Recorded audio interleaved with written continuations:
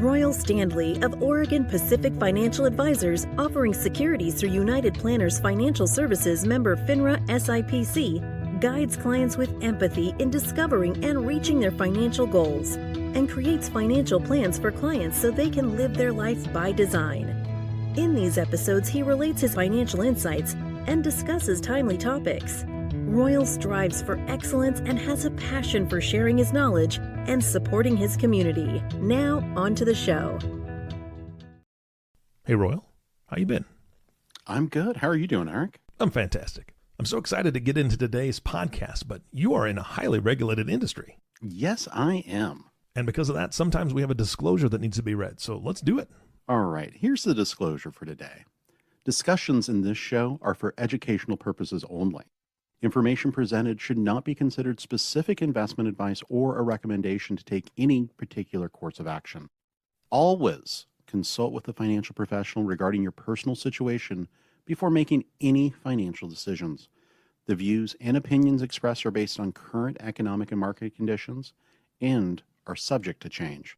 All investing involves risk, including the potential for loss of principal. Securities offered through United Planners Financial Services, member FINRA, SIPC. Advisory service offered through Oregon Pacific Financial Advisors, Inc.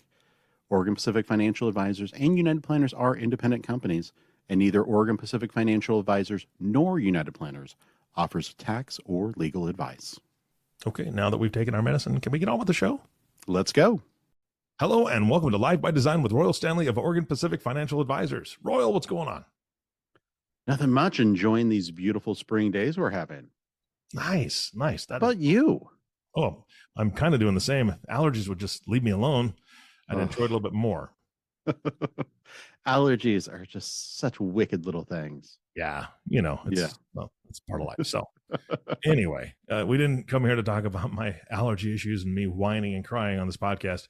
We're here to talk about a lot more important things, much more important. That's right. So in the Wall Street Journal today, and a really important article on whether or not you should or have to refrigerate your butter, which is really something I've been thinking about for a while. Of you pull the butter out of the refrigerator, and I like the Irish butter. So it's very, very hard when you pull it out of the refrigerator, and then you're gouging it, trying to get the butter out for your toast, and then you put it back. But if you left it on the counter, it would be soft. Mm-hmm. So where do you fall in this argument? Well, first of all, I didn't know, what is Irish butter? I didn't know there was an Irish butter. I think that there's a brand called Kerrygold, and it's just very, very pure, and it's like, milk, salt, and something else, and that's it. Okay. It's delicious. So, yes, non-refrigerated. I'm sorry, I can't do it because nothing drives me more crazy than trying to spread cold butter on toast, and it's just destroying the bread. And I, I've got one of my, I think it's a cousin that they just solved the issue by putting a slab of butter on there. Then they take their toast, put it in the microwave. Well, that kind of eliminates the toast part of it, right? It just gets the bread soft, and yeah, it's not a good idea. So I'm all about the counter. Okay. Okay. That I appreciate it. I respect it. My grandmother was that way. Mm-hmm. I can't get there. I just can't. You're a fridge guy, really? I'm a fridge guy, but I wish there was like just a separate refrigerator that was like, hey, it's 5 a.m. Let's heat this up a little bit. 9 a.m. Let's bring it back down a little bit. That would be really bad for all the other food. I believe that's called food poisoning. Yeah. I'm just talking about a specific butter container. Okay. Well, listeners, listen. Royal gets half the royalties, or whatever that's called when somebody invents something. You guys invent it, but it was his idea. Exactly. Fair, right? I think it's a great idea. So, and then there's those people we just don't talk to, which are margarine people, because it's soft all the time, no matter where it's at. I'm all about the pure butter. Yeah, it's so good. It is so good. Okay. So also in the Wall Street Journal, there were numerous articles about our upcoming debt ceiling negotiation and what's going on in the Congress and in the White House to try to figure out whether or not we're going to continue to pay our debts or not, and default on our liabilities that we've already put in place here. So I thought we'd spend a little bit of time talking about this debt ceiling and what that looks like. As I'm not sure a lot of people realize, we actually hit our debt ceiling in January of this year. and over the past 5 months have just been operating under an emergency situation where the Treasury Department is doing all they can to kind of manage the incoming tax revenues versus the liabilities that they have to pay out. But it's looking like, and no one can give us the exact date, but the earliest I'm seeing is June 1st, we're going to hit a point where we could potentially default on our debt. So I thought we'd spend the next 20, 25 minutes chatting about that, what this means for the country, what it means for you as an investor, and things that you can do, and maybe even some ideas that Congress should start looking at instead of having these negotiations. Not as important as butter, but it'll definitely fill the rest of the podcast. And I Very did not true. know that we hit that in January. That's new to me. I had no idea. Yeah, we actually hit the debt limit, but we've been managing that through the Treasury Department, paying our bills and doing that. But our runway for being able to do that runs out here, in the next months. We're recording this mid-May right now, so people will probably hear in about a week or so. But we are going to hit this limit and or this crisis point if we don't come up with a solution through the government. So it is a big deal, and I don't think it's on too many people's radars because it's been a while since we've gone through one of these. Yeah. So let's start at the beginning, because what is the definition of the debt ceiling, or I guess define it for me, and why was it created in the first place? Yeah, it's a good question. So the original intent of the debt ceiling was prior to 1917 or World War I, whenever there was a bill asking for more financing or issuance of treasury bonds or bills, Congress was basically raising it every time they voted on something like that. So each time the Treasury needed to raise funds, they had to go to Congress and say, hey, we're going to do a debt offering. Do you approve it or not approve it? To make things easier during World War I, instead of the Treasury coming to Congress and saying, can we issue this debt? Congress put in a debt ceiling, basically saying you can raise debt up to this limit as you need it to fund operations, to fund the programs that we have, and in the case of war, fund the Department of Defense, fund all the other areas.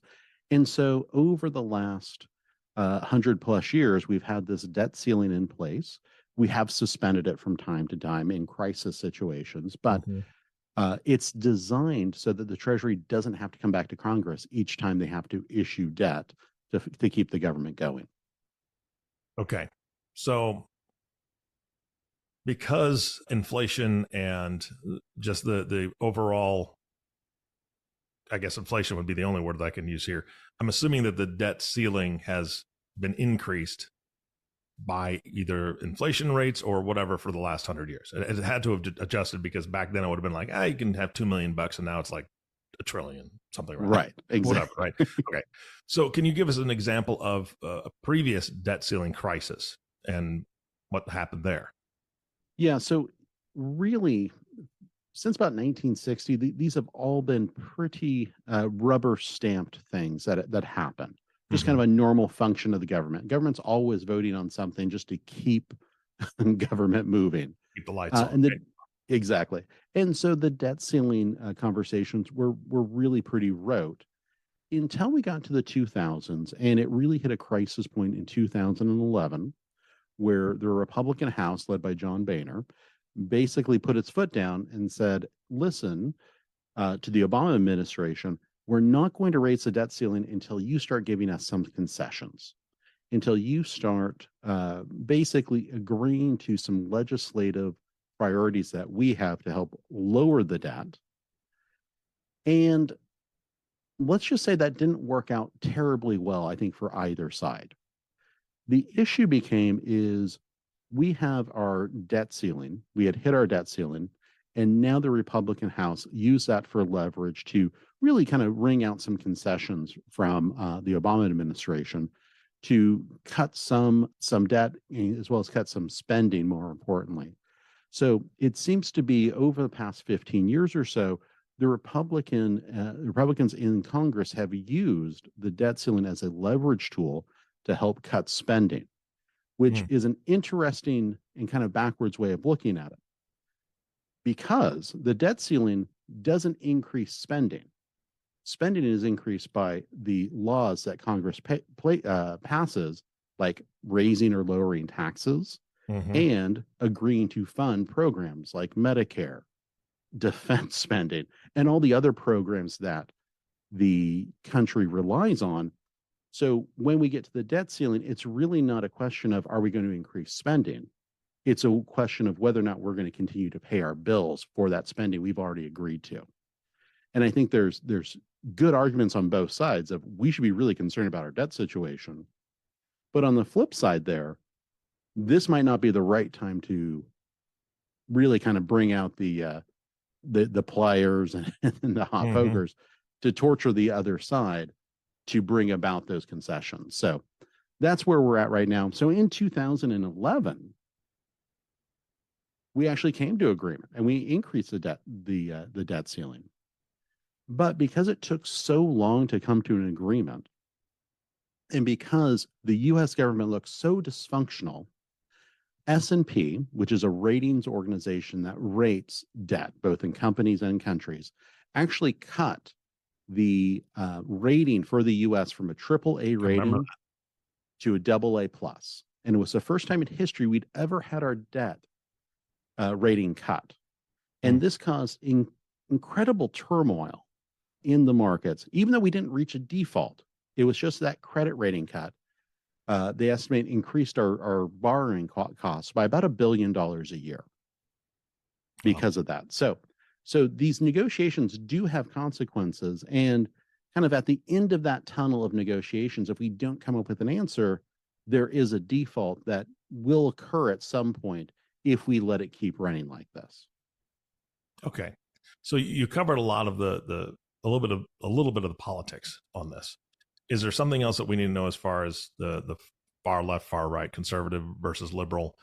Is there anything else that you need to touch on that their viewpoints on this situation? Yeah, I think the major viewpoints on the conservative side of the ledger is really, hey, we're spending too much as a country. You know, we have runaway spending where we really don't have a consistent way of raising funds because we don't want to raise taxes to pay for the programs we have. Yeah. And on the Democratic side, it's really the conversation when we get to the debt ceiling of, hey, we've already voted to increase spending with the bills we have passed. We can't use that as a lever for the debt ceiling to make changes to those programs. And I see both sides of those issues. I think they're really, really important, but because we don't have a well-functioning government that can talk to one another, there's no other place to do it than really on the battle lines of a fiscal crisis here, which is this debt ceiling issue. Yeah. So that's really where the two sides come together and feel like they can negotiate. But really what needs to happen, and this might touch on the solutions a little bit, we just need to kind of depolarize things a little bit so we have people that can have negotiations and conversations before we get to the crisis moment. Yeah. All right. Well, you spoke about a default, right? So what is the risk if we default, and what truly happens? I mean, I don't exactly understand. I mean, it sounds like our credit rating could drop again, I'm assuming, right? Oh, yeah. Our credit rating will drop dramatically. And first, let's kind of step back and say, what is a default? Okay. So a default happens where the government doesn't make a payment. So it depends on, where it doesn't make a payment, but where this will probably come up is we fund our government by issuing treasuries to raise money, and then we pay that back with the taxes we collect. If we can't continue to issue treasuries, what happens is we won't be able to pay those treasuries back when they come due or make the interest payments on them. When we can't make an interest payment, that is when we go into default. And we have never, ever done that. And if we were to reach that point on treasuries or on another spending area like Medicare or Social Security, where we just say, hey, we don't have the money, that is going to be disastrous for the country. I saw one commentator today who basically said, if we default on our debt, don't worry about what's going on with your stock portfolio, worry about your job. because we're going to see mass unemployment as the cost of borrowing increases dramatically, and as there's just massive cuts across the board. Because once U.S. debt loses that kind of world reserve currency place in the ecosystem, we're going to be paying a whole lot more for everything just across the board. So much higher inflation driven by really this brinksmanship over whether or not we're going to make these payments. Yeah. So that's just kind of one area there. You know, there's a number of other areas that will happen in a default, and none of them are good. Nothing positive happens. And also, it doesn't solve our spending problem. Yeah. So the biggest thing I have to say is we really need to figure out a way of getting through this default and then coming back to the table to talk about our spending problem. Because I think we definitely have a spending problem in this country, but making these happen during debt ceiling negotiations isn't the way of making lasting change. If anything, it's just Band-Aids on the problem. Yeah. And from an outside observer and watching all the news and the media, I watch it some. You and I've talked about this before. I try to avoid a lot of it. But you can't avoid all the left versus right, conservative versus liberal arguments that are always going on. It's everywhere. We're saturated, right? And so it's a little disheartening there. So what would you say is a possible resolution? I mean, if these two groups can't play nicely in the sandbox, what's going to be the outcome? Yeah, that's a much bigger conversation of how do we get polarization out of Congress, out of the U.S., because that's a road that we've been going down, I think, for the past, probably 15 years or so, where we really have this red-blue divide across the country. And it's just getting worse and worse. But the thing we have to remember, these things are pendulum swings. And right now, I feel like we're really swinging towards high polarization. I don't know what's going to pull us back over to working together more, but I'm sure it's out there somewhere. And maybe that's a little Pollyanna-ish, but I do think we can't keep going along this without tearing everything apart. And it might need a blow-off of some kind, either a national tragedy or some sort of event or figurehead who can come in and kind of bring things back more to center. But that's really what we need, is we need to be able to have these negotiations and talk and come up with a rational spending plan for the U.S. government. Yeah. So unicorns and rainbows, basically, is what I got for you. That's where I'm like, for a while I've been like, can we just get a clean slate? Fire everybody. Get all new Congress, all new Senate, White House. Don't let people that have run before or have, don't let them run again. Just all new people. All new people. Is that possible, Royal? Do you have any people in mind that can possibly do this? So are you saying we should have an election like every 2 or 4 years and just we can have an election right now, just replace everybody. Yeah, just let's have the election now, replace everybody, and see if they can do a better job with the circus that is going on right now. I don't want to call them all clowns, but doggone it, it's really close to all being clowns. Is that rude to say? Is that wrong to say? That's only my opinion. That's not Royal's opinion. Just want to make sure the audience understands that. I'm just frustrated, right? I think I think we're all a little frustrated. So let me ask you this: is there anything we can do? I mean, besides replacing everybody, but that doesn't exactly work out well number-wise. Well, I think getting involved in voting with what your beliefs are is really the most important thing. And then also, talking to the people that you're electing at whatever level and saying, hey, let's bring down this polarization. It's not helping anybody. Yeah. This tribalism in America is not good for anybody. Yeah. So that's a starting point there. But really, these negotiations have to be going on before we're at a time like this, because the issue becomes, if we don't come up with a solution to the debt ceiling issue, there's just no other way where the consequences of a default are worse or better than a vote to extend the debt ceiling. Yeah. The consequences of a default are just truly awful. Yeah. And I don't think people really grasp that, Mm-hmm. that it could be really bad. Well, I mean, the jobs thing is what got me when you said that. I never really thought of that before. I mean, obviously there'd be some situations, but it sounds like it would be more widespread, which is a disaster. So Yeah. We're already on I think the precipice of a recession. mhm. This, and I'm not trying to fearmonger, but it could really send us into a depression. Yeah. And also, globally, it's just going to send shockwaves across the nation. So we have to be really careful here. And I think people need to be prepared for that, and prepared for, okay, well, what happens if, and how do I make sure I can make it through whatever happens? Yeah. Yep. Well, I know that you talked a little bit about short-term solutions as far as bringing to the table, making decisions. What about long-term? What can be done long-term as far as a solution to this besides stop spending so much? And that's Right, the only right. solution I've got. Well, I think the idea of a debt ceiling is kind of ridiculous, Mm-hmm. because once again, we need to come up with a better system of managing how much we're spending. Yes. So I don't know if there's a way of passing laws to basically say, hey, if you're going to increase spending, you have to increase revenue to cover that spending, Mm-hmm. or at least by a certain percentage. You have to cover it by 80% with new revenue.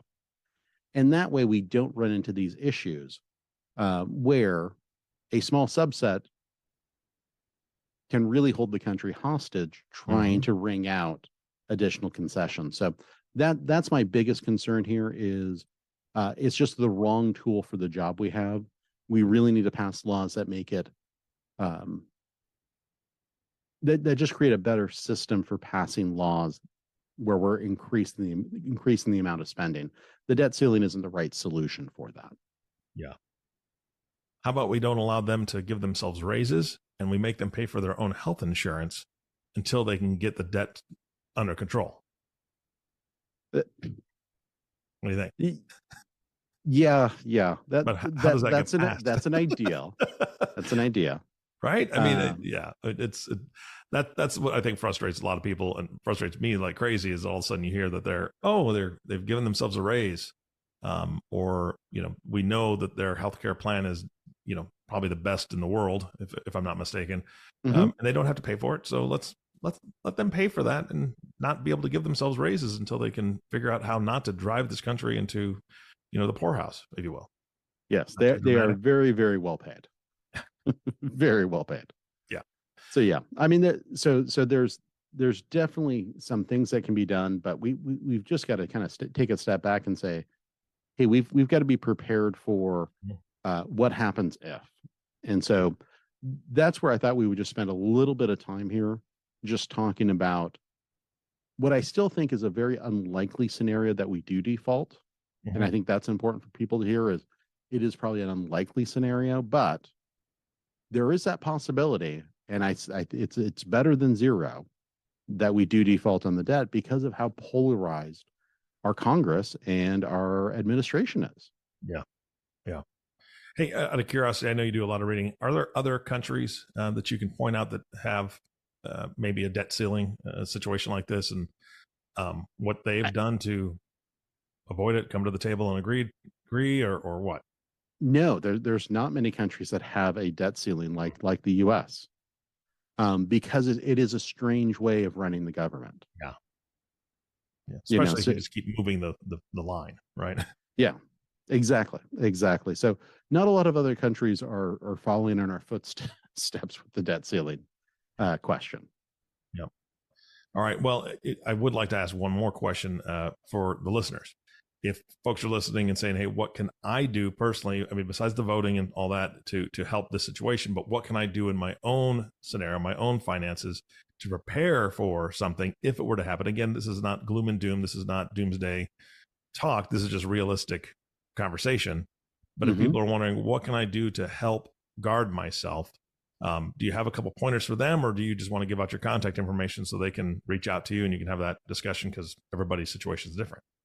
No, I think it's good. And these are also somewhat of our general conversation points when we're talking about people preparing for an emergency. Yeah. So number one, we do think it's a good idea to have a couple $1,000 that you just have at home in your safe or Mhm. under the mattress somewhere. Just having cash in case there is a crisis is just a really good idea. Probably anything over 5 or 10,000 might be getting a little heavy, but if you have 1,000 or 2,000 at home, it just gives you a little bit of extra security there should anything happen. Yeah. The other is making sure you have that 3 to 6 months of living expenses in the bank. And finally, we're getting to talk to people about, hey, you can get more interest in the bank than you ever have been able to in the last 10, 15 years. Yeah. Yes. So having that reserve should anything happen, because if we do go through a default like that, people will be losing their jobs, and we also don't know what happens with Social Security. Mm. Now, it's unlikely. Whole other can of worms right there. Yeah, it's unlikely that they would cut it because Social Security is funded by a payroll tax that is dedicated to Social Security. But if this does go badly, it is conceivable that payments could be cut. It probably won't disappear, but could be cut. So having that little extra cushion is really a wise idea. Yeah, absolutely. Then from there, it's really being diversified with your other investments, making sure you can accept the risk. If you feel like you're taking too much risk in your investments, that's a great time to kind of reevaluate things. Talk to a financial professional and work through, okay, how do I take some risk off the table? Or how do I position myself to take advantage of the volatility we might see in the markets? So all of those things are really good conversations that are really individual to your situation. So that's why we encourage people to talk to a professional who can really dive into those issues and look at it. So the other thing I would say is, try not to watch the news too much. Yeah. You'll know if we default on the government, but or on the government debt, but those are probably the major things we're talking to folks about, is that diversification piece, keeping some cash on hand, keeping that 3 to 6 month cushion in the bank that's accessible should anything happen. But other than that, unfortunately, there's not a ton that you can do, because this is such a big issue that we really don't have any control over. This is really being decided by the few people that are negotiating in Washington right now for a crisis that doesn't have to be a crisis right now. Yeah. Yeah. All right. Well, Royal, if people want to reach out and talk about that diversification piece, because the other ones are pretty much self-driven, but that one needs to be looked at by a professional. How do they get a hold of you? Yeah, you can visit our website at opfa.com or give us a call at 541-772-1116. And Eric, you sound down. I think I bummed you out. Yeah, well, no, you didn't. I enjoy spending time with you. The issue is that whenever I have to think about how the politicians are behaving themselves in Washington and around the country, it's annoying, Royal. I'll be honest. I'm getting a little annoyed by just all the bickering. And I've talked about it before. I lean to the right a bit, but it's both sides that are just acting like children. Yep. Period. Yeah. Little kids stomping their feet, wanting their way. And I'm getting tired. And I think that I speak for a lot of people out there that are just, can't you just get along? Can't we just get stuff done? Anyway. I couldn't agree more. Now, on the plus side, I think there's a really good chance we come up with a solution to this. I really do. So I don't want people to walking away feeling all doom and gloom, but there's definitely some gray in the clouds ahead. And that's why I wanted to record this, just to get this information out there and kind of give my perspective on it for what folks can do with their money, and just prepare themselves for what could be a rocky summer if we don't come up with a solution to this issue. Yeah. Yeah. No, very good points. And I appreciate it. I always appreciate it. Even if it's not the greatest news that I've ever heard, it's news I need to hear. So I appreciate it, Royal, very much. My pleasure, Eric. All right. Thank you again, Royal. And also our last thank you, of course, goes to the listening audience. Thank you so much for tuning in and listening to the Life by Design podcast with Royal Standley. If you have not subscribed to the podcast yet, please click the subscribe now button below. This way, when Royal comes out with a new podcast, it'll show up directly on your listening device. This makes it really easy to share these podcasts with your friends and family. And if you get on there, if you would rate it and leave a review, that would be great because that would help others find the show as well. Again, thank you so much for listening today. For everyone at Oregon Pacific Financial Advisors, this is Eric Johnson reminding you to live your best day every day and ignore what Congress is doing. Talk to you next time. Bye-bye. Thank you for listening to the Life by Design podcast. Click the subscribe button below to be notified when new episodes become available.